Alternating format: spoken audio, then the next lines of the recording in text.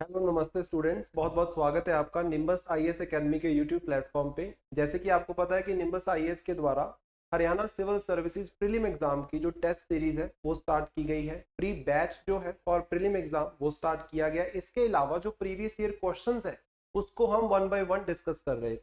तो हमने 2023 के ज्योग्राफी के जो क्वेश्चंस है उसको डिस्कस कर लिया है। आज की वीडियो में हम डिस्कस करेंगे 2022 में हरियाणा सिविल सर्विसेज में जो ज्योग्राफी के क्वेश्चंस पूछे गए हैं।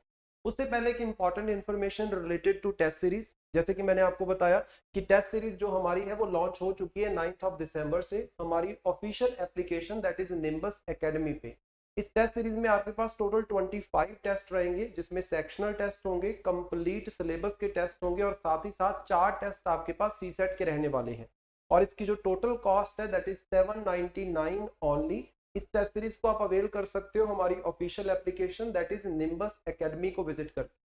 तो जल्दी से जल्दी हमारी जो ऑफिशियल एप्लीकेशन है उसको डाउनलोड कीजिए और इस टेस्ट सीरीज का फायदा आप उठा सकते हो, क्योंकि इस टेस्ट सीरीज से आपकी जो तैयारी है वो एक एडवांस लेवल पे पहुंचेगी that will help you in Haryana civil services prelim exam. तो प्रीवियस ईयर में जो आपके ज्योग्राफी के क्वेश्चंस पूछे गए हैं 2023 के हमने डिस्कस किए थे, और हमने ये भी डिस्कस किया था कि काफी आउट ऑफ द बॉक्स जो क्वेश्चन है, मतलब जर्नल ज्योग्राफी से बाहर के क्वेश्चन जो है वो पूछे गए हैं। पर 2022 में जो क्वेश्चन पूछे गए हैं मॉडरेट लेवल के आप क्वेश्चन है, बहुत ज्यादा आप टफ इन क्वेश्चंस को नहीं बोल सकते और जर्नल ज्योग्राफी से ही क्वेश्चंस पूछे गए हैं। सबसे पहला क्वेश्चन देखो, that is related to manganese is an important raw material for smelting of iron ore and also used for manufacturing of ferroalloys। हमें ये जो स्टेटमेंट है इसी से पता चल रहा है कि जब आपकी आयरन ओर की स्मेल्टिंग की जाती है तो उसमें जो मैंगनीज है इसका इस्तेमाल किया जाता है, प्लस इसका इस्तेमाल जो आपके फेरो एलॉयज है वो बनाने में भी किया जाता है। तो स्टेटमेंट बिल्कुल करेक्ट है, बिल्कुल फैक्चुअल इंफॉर्मेशन है। सेकंड वाली स्टेटमेंट देखो, manganese deposits are found in almost all geological formations. However, it is mainly associated with Dharwad system। तो ऑलमोस्ट हर तरह के रॉक सिस्टम में हमें मैंगनीज जो है ये मिलता है, बट खास तौर पे धारवाड़ जो रॉक सिस्टम है उसमें ये देखने को मिलता है। देखो क्वेश्चन था कि स्टेटमेंट 1 एंड स्टेटमेंट 2, स्टेटमेंट 1 भी सही है हमारी, स्टेटमेंट 2 भी सही है, इंडिविजुअली दोनों स्टेटमेंट सही हैं, बट जो सेकंड वाली आपकी स्टेटमेंट है ये फर्स्ट स्टेटमेंट को एक्सप्लेन नहीं कर रही है। तो हमारा आंसर क्या हो जाएगा, both statements are true and statement second does not provide explanation to the statement 1। Individually दोनों स्टेटमेंट सही है, बस explanation second statement first statement की नहीं कर रही है। तो answer will be D. Simple factual question पूछा गया है, रॉक सिस्टम इंपॉर्टेंट है। 2023 का भी हमने पेपर डिस्कस किया था, उसमें भी क्या है, रॉक सिस्टम के ऊपर 2 क्वेश्चंस पूछे गए थे। इस वाले पेपर में भी आपके पास पहला ही क्वेश्चन रॉक सिस्टम के ऊपर पूछा गया है। सेकंड क्वेश्चन देखो, that is about Western Ghats and eastern Ghats. बहुत ही आसान क्वेश्चन है, which of the following statement are correct about Eastern and Western Ghats. पहली स्टेटमेंट देखो, Anaimudi is the highest peak in the Eastern Ghats. अब अनाईमुडी की जब हम बात करते हैं तो अनामलाई जो आपकी हिल रेंज है उसके अंदर ये हाईएस्ट पीक है, प्लस ये वेस्टर्न घाट्स की हाईएस्ट पीक है, प्लस आप बोल सकते हो पेनिनसुलर इंडिया में भी ये हाईएस्ट पीक है। तो जो ये आपकी अनाईमुडी है ये ईस्टर्न घाट्स में नहीं वेस्टर्न घाट्स में रहती है, तो ये हमारा जो है ये गलत हो जाएगा। सेकंड देखो, Western Ghats are comparatively lower in elevation and less continuous than Eastern Ghats. अब ये भी गलत स्टेटमेंट है, ऑपोजिट करके दे दिया, जहां पे ईस्टर्न होना चाहिए था वहां पे वेस्टर्न कर दिया। Eastern Ghats are discontinuous chain of mountains but Western Ghats are continuous chain of mountains. दूसरी चीज, ईस्टर्न घाट्स की जो एवरेज एलिवेशन है that is lesser than Western Ghats. तो सेकंड स्टेटमेंट भी हमारी यहाँ पे गलत हो जाएगी। थर्ड स्टेटमेंट देखो, most of the peninsular reverse have their origin in western Ghats. जितनी भी इंपॉर्टेंट रिवर्स है, चाहे गोदावरी हो, चाहे कृष्णा हो, चाहे कावेरी हो, ये सारी की सारी क्या है, वेस्टर्न घाट के रीजन से ओरिजिनेट होती हैं एंड ईस्टर्न घाट को क्रॉस करते हुए बे ऑफ बंगाल में जाके गिर जाती है। तो ये स्टेटमेंट तो हमारी बिल्कुल सही है और ये मेजर रिवर्स है पेनिनसुलर इंडिया की। Fourth statement, the Eastern and Western Ghats meet each other at Nilgiri hills. तो नीलगिरी माउंटेन रेंज इन दोनों का मीटिंग पॉइंट है, और नीलगिरी माउंटेन रेंज आपको मिलेगी तमिलनाडु, केरला एंड कर्नाटका के बॉर्डर के रीजन में। अगर हम बात करते हैं साउथ इंडिया की, यहाँ पे हमारे पास तमिलनाडु है, ऊपर की तरफ हमारे पास कर्नाटका है, इस तरफ आंध्र प्रदेश, केरला एंड तमिलनाडु। यहाँ पे आपको एक माउंटेन रेंज देखने को मिलेगी, that is Nilgiri mountain range, जो western Ghats and eastern Ghats को कनेक्ट करती है। तो ये स्टेटमेंट भी हमारी सही हो जाएगी। मतलब क्या है, यहाँ पे फर्स्ट एंड सेकंड गलत है और 3 एंड 4 जो स्टेटमेंट हमारी है वो सही है। तो आंसर हमारा हो जाएगा बी, 3 एंड 4 ओनली। बहुत बेसिक और बहुत सिंपल क्वेश्चन है। अगर आपने जर्नल्स अभी वेस्टर्न ईस्टर्न घाट्स के बारे में पढ़ा है, जो कि हम पढ़ते हैं माउंटेन रेंजेस के बारे में, तो इस क्वेश्चन को आप इजीली सॉल्व कर सकते थे। नेक्स्ट अगर हम बात करें कुछ important information related to Eastern and Western Ghats, सबसे पहली चीज, अगर हम वेस्टर्न घाट की बात करते हैं तो इनकी जो एवरेज एलिवेशन है दैट इज 1200 से लेके 1500 मीटर, और अगर हम बात करें ईस्टर्न घाट्स की दैट इज 150 टू 300 मीटर। तो मतलब Western Ghats are more elevated. Then अगर हम बात करें एरियाज कौन कौन से हैं, तो गुजरात से लेके then Maharashtra, then Goa, Karnataka, Kerala, in fact Tamil Nadu के बॉर्डर्स तक आपको वेस्टर्न घाट देखने को मिलता है on the western coastal area. Then दूसरी तरफ ओडिशा, तेलंगाना, आंध्र प्रदेश, कर्नाटका का कुछ रीजन एंड नीचे तमिलनाडु, यहाँ पे आपको देखने को मिलेगा ईस्टर्न घाट्स, जो कि डिसकंटिन्यूअस चेन ऑफ माउंटेन्स है on the eastern coast of India, right. तो नेक्स्ट अगर हम देखें, जो वेस्टर्न घाट्स है that is continuous and eastern Ghats are discontinuous, statement में उल्टा करके दिया गया था। देन अगर हम बात करें रेनफॉल की, तो रेनफॉल आपके वेस्टर्न घाट्स में ज्यादा देखने को मिलेगी as compare to Eastern Ghats. इसके अलावा कॉफी जो है खास तौर पे उसकी खेती की जाती है वेस्टर्न घाट्स के रीजन में, खास तौर पे जो कर्नाटका केरला वाला रीजन है, एंड ईस्टर्न घाट्स में आपको राइस जो है उसकी खेती देखने को मिलती है, राइट। तो ये कुछ डिफरेंसेस एंड सिमिलैरिटीज आपको थोड़ी पता होनी चाहिए about the mountain ranges of India. Basic question है माउंटेन रेंजेस के ऊपर। नेक्स्ट क्वेश्चन देखो, Sikkim Himalayas are famous for Karewa formation which are useful for the cultivation of saffron. Saffron मतलब it is a variety of जो आपका saffron है, right? उसकी एक variety आप बोल सकते हो। तो यहाँ पे अगर हम बात करें सिक्किम हिमालयाज में क्या आपको करेवा फॉर्मेशन देखने को मिलेगी? Question is about land forms. तो ये जो आपकी करेवा लैंड फॉर्म है ये आपको सिक्किम के अंदर नहीं, ये आपको कश्मीर वैली में देखने को मिलेगा, राइट।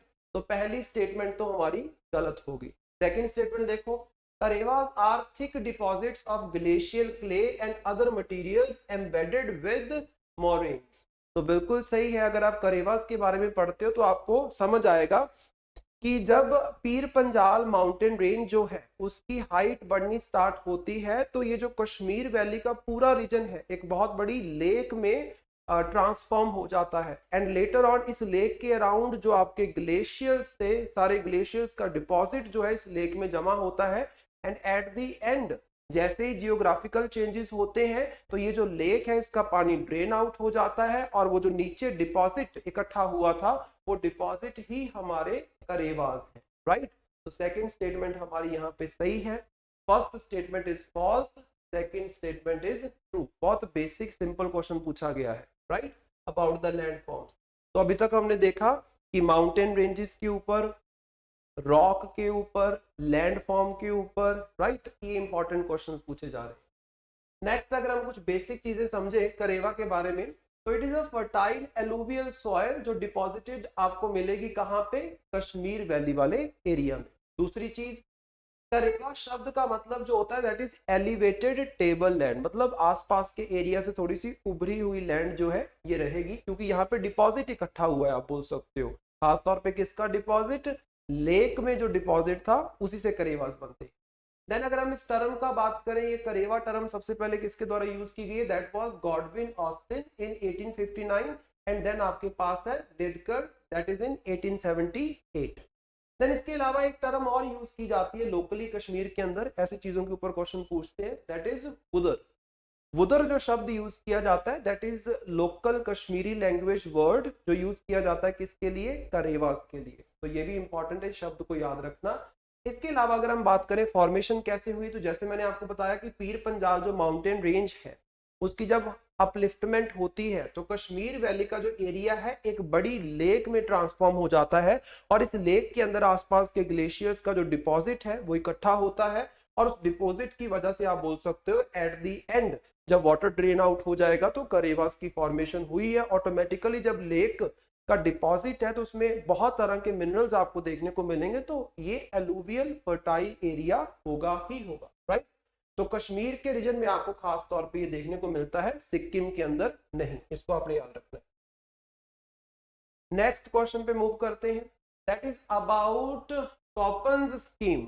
तो कॉपन जो क्लासिफिकेशन है, क्लाइमेट की क्लासिफिकेशन अबाउट इंडिया, उसके ऊपर क्वेश्चन दिया गया है।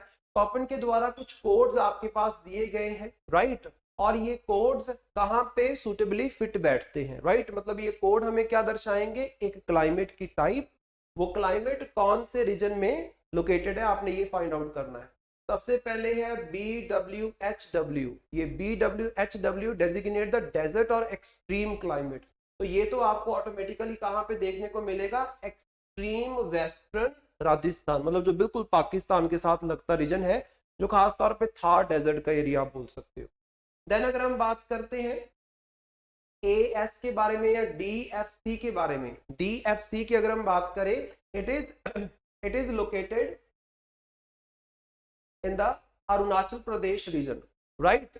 देन उसके बाद AMW की अगर हम बात करते हैं तो AMW आपको क्या सेंट्रल इंडिया के अंदर देखने को मिलेगा, राइट। देन इन सबको इस डायग्राम से भी हम समझ सकते हैं कि कहाँ पे कौन कौन सी आपकी ये लोकेटेड है। तो नंबर 1 अगर हम बात करें मॉनसूनर टाइप और विद ड्राई विंटर क्लाइमेट की, तो ये आपको देखने को मिलेगा कहाँ पे, अपर जो आपका गैंगेटिक प्लेन है उस रीजन में। उसके बाद ट्रॉपिकल स्वाना टाइप की अगर हम बात करते हैं तो ये आपको पूरे के पूरे पेनिनसुलर इंडिया के मेजर रीजन में देखने को मिलेगा। देन अगर हम monsoon type with short dry season की बात करते हैं तो ये आपको देखने को मिलेगा कहाँ पे, on the Coromandel coast, not on the Coromandel coast but on the Malabar coast. Then उसके बाद अगर हम बात करते हैं AS की, that is monsoon with dry season and summer, ये आपको कोरोमंडल कोस्ट के ऊपर देखने को मिलेगा। देन BSW आप स्टेपे क्लाइमेट की बात करते हैं तो ये स्टेपे आपको देखने को मिलेगा राजस्थान वाली जो पूरी स्ट्रिप है ऊपर पंजाब तक। इस तरीके से ये डायग्राम जो है ये आपको पता होना चाहिए कि कहाँ पे कौन सी चीज लोकेटेड है। तो अब आपको ज्यादा समझ आएगा इस डायग्राम को देखने के बाद कि क्या हमारा आंसर हो सकता है। तो सबसे पहले देखो, अगर हम BWHW की बात करते हैं तो कहाँ पे लोकेटेड है, in the western most part of Rajasthan. दूसरा हमारे पास है DFC की अगर हम बात करते हैं it is located in Arunachal Pradesh का रीजन, तो ये क्या हो जाएगा, अरुणाचल प्रदेश। AMW की अगर हम बात करते हैं, AMW जो है that is related in the this western coastal plain. Then उसके बाद अगर हम बात करें AS की, then AS is located in आपका कोरोमंडल कोस्ट। तो इस तरीके से आप इसको मैच कर सकते हो कि AS जो है ये आपको कोरोमंडल कोस्ट के ऊपर देखने को मिलेगा। देन ये जो DFC है ये आपको अरुणाचल प्रदेश में देखने को मिलेगा, एंड BWHW जो है ये आपको वेस्टर्न राजस्थान में देखने को मिलेगा। तो इस तरीके से जो हमारा आंसर है वो फाइंड आउट हो सकता है, दैट इज C। नेक्स्ट अगर हम बात करते हैं, सिंपल क्वेश्चन है अबाउट द डैम्स। एक तरफ आपके पास डैम का नाम दिया गया है, दूसरी तरफ आपके पास रिवर का नाम दिया गया है। डैम की अगर हम बात करें, सबसे पहले सरदार सरोवर डैम की बात करते हैं, दूसरा मैथुर डैम है, हीराकुंड डैम है एंड गांधी सागर डैम है। मैथुर डैम के बारे में आपने सुना होगा, रिसेंटली भी न्यूज में चल रहा था, it is constructed on Kaveri river. फिर उसके बाद सरदार सरोवर डैम की बात करें तो ये आपको नर्मदा के ऊपर लोकेटेड देखने को मिलेगा, मतलब फर्स्ट का D होना चाहिए और सेकंड का C। फर्स्ट का D एंड सेकंड का C, ये आपका जो है ये आंसर हो जाएगा। अगर आपको दो भी पता है तो इजीली आपका सॉल्व हो रहा है, या फिर इनफैक्ट अगर आपको सिर्फ मैथुर डैम के बारे में भी पता है कि मैथुर डैम जो है वो आपकी कावेरी नदी के ऊपर लोकेटेड है, तो सेकंड का C, तो सेकंड का C सिर्फ एक ही स्टेटमेंट में दिया गया, और ये मैंने आपको पहले भी कई बार बताया है कि इजीली क्वेश्चन सॉल्व हो जाते हैं इससे, राइट। तो जो इंपॉर्टेंट डैम्स हैं उनकी लोकेशंस किस रिवर के ऊपर लोकेटेड है आपको पता होना चाहिए। नेक्स्ट हम डिस्कस करते हैं नेक्स्ट क्वेश्चन को, match the name of the state given in the column 1 and the phrase given in the column 2। तो आपके पास 4 स्टेट्स के नाम दिए गए हैं और स्टेट के रिलेटेड कुछ फ्रेजेस जो है वो दिए गए हैं। मैच करना है कि कौन सी स्टेट को क्या बोला जाता है, किस स्टेट के लिए कौन सा फ्रेज जो है उसको यूज किया जाता है। तो नंबर 1 अगर हम बात करें, abode of cloud. Abode of cloud बोला जाता है मेघालय को। टोटली फैक्चुअल इंफॉर्मेशन है। देन अगर हम बात करें, land of red river and blue hills. Red river से शायद अगर आपको याद हो तो ब्रह्मपुत्र जो नदी है इसका पानी एक सीजन में पूरा लाल हो जाता है।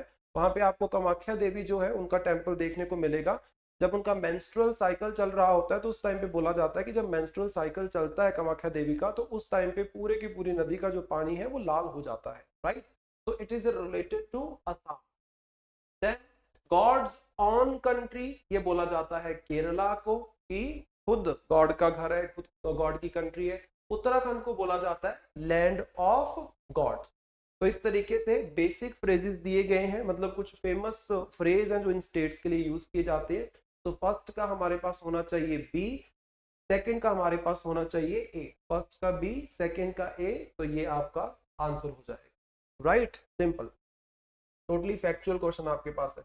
इसके अलावा कुछ इंपॉर्टेंट इंफॉर्मेशन अगर मैं आपको बताऊं, लैंड ऑफ सनराइज जो बोला जाता है इन इंडिया, वो बोला जाता है किसको? अरुणाचल प्रदेश को, क्योंकि ईस्टर्न मोस्ट स्टेट है आपकी, तो सबसे पहले सन भी वहीं पे दिखेगा।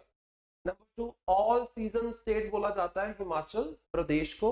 इसके अलावा गॉड्स ऑन कंट्री केरला को बोला जाता है, साथ ही साथ स्पाइस गार्डन ऑफ इंडिया भी केरला को ही बोला जाता है, और हाउस ऑफ क्लाउड्स बोला जाता है मेघालय को। तो ये कुछ बेसिक चीजें आपने याद रखनी है। ये कामाख्या देवी का मंदिर है और ये उनकी मूर्ति। नेक्स्ट हम बात करते हैं, नेक्स्ट क्वेश्चन पे मूव करते हैं। Which of the following statement or statements is are correct about the movement of Indian plate. Indian plate के ऊपर, टेक्टोनिक प्लेट्स के ऊपर क्वेश्चन पूछा जा रहा है। कुछ बेसिक इंफॉर्मेशन इंडियन प्लेट के बारे में दी गई है। नंबर 1 देखो, the Indian plate includes peninsular India and Australian continental portion. Indian plate में हमारा पूरा पेनिनसुलर इंडिया तो आता ही आता है, साथ ही साथ कुछ ऑस्ट्रेलियन थोड़ा बहुत पोर्शन जो है वो इंडियन प्लेट में कवर होता है, राइट। बिल्कुल सही है। अभी हम इसकी डायग्राम देखेंगे तो आप समझ पाओगे। Second, the subduction zone along the Himalayas form the southern plate boundary in the form of continental continental convergence. तो अगर हम यहाँ पे देखें तो हिमालयाज तो इस प्लेट की नॉर्दर्न बाउंड्री पे है। अगर मैं आपको डायग्राम दिखाऊं इस प्लेट की, तो दिस इज इंडियन प्लेट। ये जो आपका हाईलाइटेड पोर्शन है, यहाँ पे ऊपर तक आपकी नॉर्दर्न बाउंड्री है और यहीं पे हमारे हिमालयाज जो है वो लोकेटेड है। तो Himalayas mark the northern boundary not the southern boundary. तो ये स्टेटमेंट जो हमारी सेकंड वाली है, ये स्टेटमेंट क्या है? गलत हो जाएगी। Then this statement is wrong. Third statement देखो, in the east it extends to Rakiniyoma mountains of Myanmar towards the island are along the Java Trench। तो बेसिक चीज है कि जो म्यांमार के अंदर माउंटेन्स है वहां तक इसकी जो ईस्टर्न बाउंड्री है वो लगती है, और नीचे तक जावा का जो रीजन है, जावा ट्रेंच का जो एरिया, वहां तक ही एक्सटेंडेड है। अब ध्यान से इस डायग्राम को देखो, यहाँ पे आपके जो माउंटेन रेंज है म्यांमार की वो लोकेटेड है। उसके बाद ये प्लेट नीचे तक जावा वाले रीजन तक, जावा ट्रेंच तक के एरिया तक जाती है। तो मतलब क्या है कि ये स्टेटमेंट भी हमारी बिल्कुल सही है। बेसिक इंफॉर्मेशन है static. Then the western margin follows the Kirthar mountains of Pakistan. मतलब वेस्टर्न अगर हम बात करें तो कहां तक ये जाती है? मैक्सिमम पाकिस्तान के रीजन तक, जहां पे क्या है, किरथार माउंटेन रेंज हमें देखने को मिलती है। तो मतलब क्या है, सिर्फ सेकंड स्टेटमेंट जो है वो आपकी गलत है। First statement, third and fourth, ये तीनों की तीनों स्टेटमेंट्स आपकी सही हो जाएंगी। तो answer will be C. Next question पे चलते हैं। Which of the following statement or statements are correct about laterite soil. Basic, सारे के सारे क्वेश्चन बेसिक पूछे गए, तभी मैंने शुरू में बोला कि बहुत ही मॉडरेट क्वेश्चन 2022 के अंदर पूछे गए हैं। तो लेटेराइट सॉइल के बारे में क्वेश्चन पूछा जा रहा है। नंबर 1 स्टेटमेंट देखो, these soils develop in the areas with high temperature and low rainfall। अगर लेटेराइट सॉइल के बारे में आपने पढ़ा है तो आपको इतना जरूर याद होगा कि जब यहाँ पे बहुत ज्यादा एक दिन टेम्परेचर, एक दिन बहुत ज्यादा बारिश, ऑल्टरनेट ये चलता रहता है कि बहुत हाई टेम्परेचर, बहुत हाई बारिश आप बोल सकते हो, तो यहाँ पे क्या लीचिंग का प्रोसेस होता है, मोस्ट ऑफ द आप बोल सकते हो मिनरल्स लीच आउट हो जाते हैं, तभी आपकी लेटेराइट जो सॉइल है वो बनती है। इन्होंने बोल दिया लो रेनफॉल, तो ये गड़बड़ होगी, हाई टेम्परेचर तो है बट हाई रेनफॉल है साथ में, लो रेनफॉल नहीं है, तो पहली स्टेटमेंट तो हमारी गलत हो जाएगी। सेकंड देखो, these soils are rich in organic matter, nitrogen, phosphate and calcium. Simple चीज है, अगर कहीं से लीचिंग हो रही है तो इन सब मैटर्स में ऑटोमेटिकली इन सब चीजों में ये रिच तो हो नहीं सकती, ऑर्गेनिक मैटर यहाँ पे कहां से आ गया, तो मतलब क्या है, ये स्टेटमेंट भी हमारी गलत हो जाएगी। थर्ड स्टेटमेंट देखो, these soils are widely cut as bricks for use in house construction. तो ये जो मिट्टी है काफी ज्यादा आप बोल सकते हो कि पक्की मिट्टी होती है, इसको अगर आप काटते हो तो आप ब्रिक्स की फॉर्म में शेप में काट के उसको घर बनाने के लिए भी इस्तेमाल कर सकते हो, तभी इसको ब्रिक सॉइल भी बोला जाता है। तो ये बिल्कुल सही है, इसका आप कॉम्पोजिशन बोल सकते हो, इस तरीके का होता है। These soils are mainly developed in the higher areas of peninsular plateau। तो ये आपको पेनिनसुलर प्लेट्यू के हायर एरियाज में देखने को मिलेंगी, तो ये स्टेटमेंट भी हमारी बिल्कुल सही हो जाएगी। तो आंसर विल बी 3 एंड 4। पहली दो स्टेटमेंट क्यों गलत है, सेकंड वाले में रिच नहीं होती है, फर्स्ट वाले में हाई रेनफॉल होती है, लो रेनफॉल नहीं होती है। तो ये कुछ आपको शेप देखने को मिलेगी, मतलब नॉर्मली भी अगर आप देखोगे तो लेटेराइट सॉइल इस तरीके से आपको देखने को मिलेगी, राइट। इसको कट करते हो तो आप इसकी ब्रिक्स भी बना सकते हो, इतनी ज्यादा स्ट्रेंथ होती है आप बोल सकते हो नेचुरली सॉइल के अंदर। नेक्स्ट अगर हम डिस्कस करें तो एक तरफ आपके पास क्रॉप्स दी गई हैं, दूसरी तरफ लीडिंग प्रोड्यूसर के बारे में बताया गया है। नंबर 1 क्रॉप है ज्वार, बाजरा, राइस, ग्राम। ज्यादा कुछ नहीं पता आपको, ये तो पता होगा कि जो बाजरा है ये खास तौर पे क्या है, राजस्थान के एरिया में उगाया जाता है। सबसे ज्यादा बाजरा आपको राजस्थान के अंदर देखने को मिलेगा, मतलब जो बी है उसका 3 होना चाहिए, राइट। देन उसके बाद अगर हम बात करें राइस की, तो राइस आपको देखने को मिलेगा कहाँ पे, खास तौर पे वेस्ट बंगाल, वेस्ट बंगाल के रीजन के अंदर आपको देखने को मिलेगा। देन अगर हम बात करते हैं कि सी का होना चाहिए 4, सो सी का 4, बी का 3, यही हमारा आंसर हो जाएगा, राइट। देन अगर हम बात करें ज्वार की, ज्वार खास तौर पे आपको महाराष्ट्र के अंदर, एंड ग्राम की बात करें तो वो आपको मध्य प्रदेश के अंदर देखने को मिलता है। तो बेसिक फैक्चुअल क्वेश्चन है कि कौन सी स्टेट के द्वारा सबसे ज्यादा कौन सी क्रॉप जो है वो प्रोड्यूस की जाती है, तो बेसिक, तो यहाँ पे आंसर हो जाएगा हमारा बी। नेक्स्ट देखते हैं, which of the following rivers is are correctly matched with its tributaries। तो रिवर्स एंड ट्रिब्यूटरीज के ऊपर बेसिक क्वेश्चन पूछा गया है। Krishna, Ganga, Yamuna and Kaveri, 4 major rivers है। रिवर भी कोई ऐसे नहीं जिसके बारे में आप जानते ना हो, जो मोस्ट इंपॉर्टेंट रिवर्स है उन्हीं के बारे में पूछा गया है। तो कृष्णा की अगर हम बात करें, तुंगभद्रा या फिर गतप्रभा या फिर मालप्रभा, ये सब इसकी ट्रिब्यूटरीज है। दूसरी तरफ गंगा के ट्रिब्यूटरीज हैं गोमती, कोसी, गंडक, बिल्कुल सही है। यमुना की बात करें तो केन, बेतवा, चंबल, ये सब यमुना की ट्रिब्यूटरी है। यमुना की ट्रिब्यूटरी के ऊपर बड़ी बार क्वेश्चन पूछा गया है। देन अगर हम कावेरी की बात करें तो काबिनी, भीमा एंड हिमावती। काबिनी एंड हिमावती तो इसकी ट्रिब्यूटरी है, बट भीमा जो है it is tributary of Krishna river. तो मतलब जो डी है वो गलत है यहाँ पे। सो करेक्टली मैच पूछा था तो ए बी सी ये तीनों करेक्टली मैच्ड है, तो हमारा आंसर क्या हो जाएगा, ए, राइट। नेक्स्ट यहाँ पे देखो, left bank, right bank tributaries of Kaveri river. तो लेफ्ट बैंक की बात करते हैं तो हरंगी, हेमावती, शीमसा, देन अर्कावती, देन सारभंगा, ये सारी आपकी इंपॉर्टेंट लेफ्ट बैंक ट्रिब्यूटरीज है। देन लक्ष्मणा तीर्थ, काबिनी, भवानी, नोयल, अमरावती एंड मोयर, ये सारी की सारी आपकी क्या है, राइट बैंक ट्रिब्यूटरीज है कावेरी की।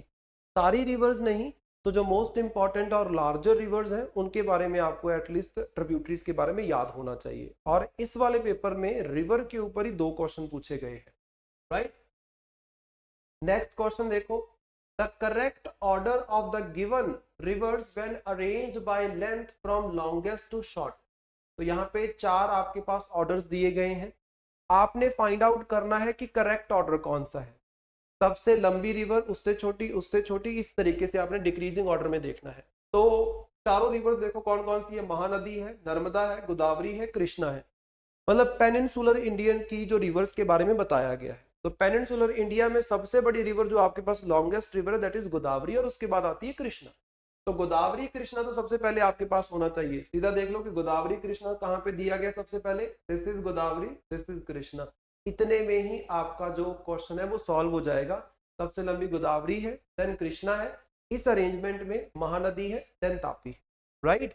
तो यहाँ पे बेसिक तो हमें पता होना चाहिए ना कि कौन सी रिवर्स है, लार्जेस्ट रिवर कौन सी है, लॉन्गेस्ट रिवर कौन सी है, नॉर्थ इंडिया की, साउथ इंडिया की, ईस्ट इंडिया की, तो ये इंपॉर्टेंट है। गोदावरी को तो साउथ की, दक्षिण की गंगा भी कहा जाता है। तो यहाँ पे देखो गोदावरी जो है इसकी टोटल लेंथ इज 1465 किलोमीटर। उसके बाद आती है सेकंड नंबर पे कृष्णा और थर्ड नंबर पे है नर्मदा, राइट। वहां पे हमारे पास जो एग्जांपल दी गई थी, जो क्वेश्चन में पूछा गया था, that was about Godavari, Krishna, Mahanadi, Tapi. Mahanadi से भी ज्यादा लंबी आपकी नर्मदा है, लेकिन ऑप्शन में हमारे पास है ही नहीं महानदी के साथ वो, राइट। तो हमारा बी जो है ये आंसर हो जाएगा। तो दैट्स इट फॉर 2022 पेपर।